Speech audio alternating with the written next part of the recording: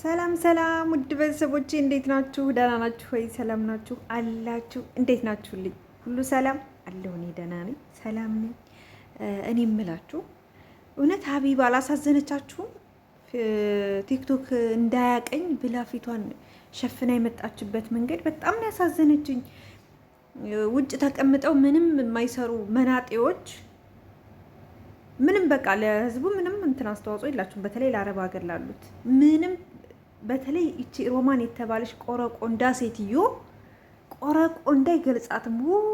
ውይ እንዴት እንዳበሸቀችኝ! አሁንስ እንደው በጣም ነው ያናደደችኝ። እኔ በእውነት ነው ሀቢባ ኤምባሲው የማይሰራውን ነው የምታረገው።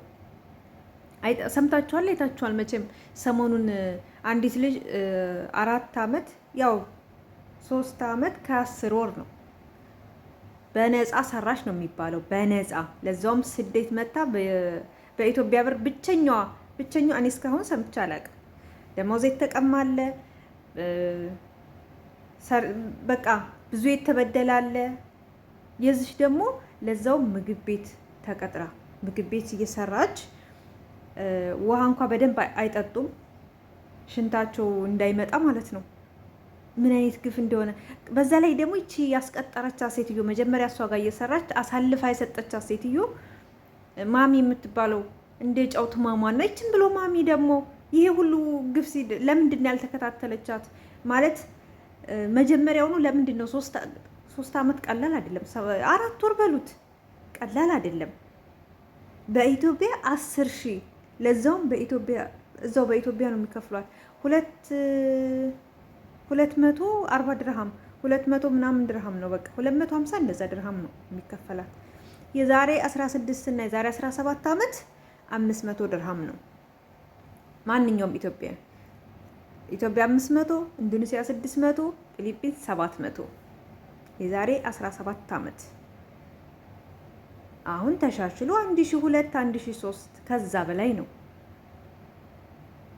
ይሄን ያህል ሲጫወቱባት የት ነበሩ? ለነዚህ ምስኪኖች ለምን ድምፅ ሆንሽ? ለምን ገንዘባቸውን ጠየቅሽ? ለምን ድምፅ ሆንሻቸው ነው አብዛኛው ሀቢባ ላይ የሚዘምቱት። በዛ ላይ ደግሞ እንዴት ያስጠላል። የሰው ልጅ መቼም ጤነኛ ልጅ ሁሉም ሰው ቢኖረው አይጠላም። ግን የሆነ እንከን ሲፈጠር በዛ በተፈጥሮ መንገድ ሰው እንዴት ይሰደባል? ልጇን እንዴት ይሳደባሉ? እኔ ምን አይነት ሰው ናቸው ግን? በእውነት በጣም ነው የሚያሳፍሩት። ፈጣሪ ከእንደዛ አይነት ሰው ይሰውረን። አንዳንዴ መታወቅም አደጋ አለው በእውነት። በተለይ ቤተሰቦቻችሁን ይዛችሁ ስትወጡ ከባድ ነው። በቃ ድክመታችሁን እናንተ የምትሰበሩበትን ነው የሚመርጡት አንዳንድ ሰዎች።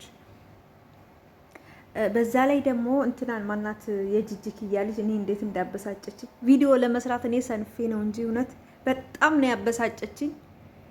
እንዴ እኛ ላይ እኮ ነው የዘመቱት። እኛ ዶላር ባስቆጠርን ላይ እኛ ቪዲዮዋቸውን ባየን።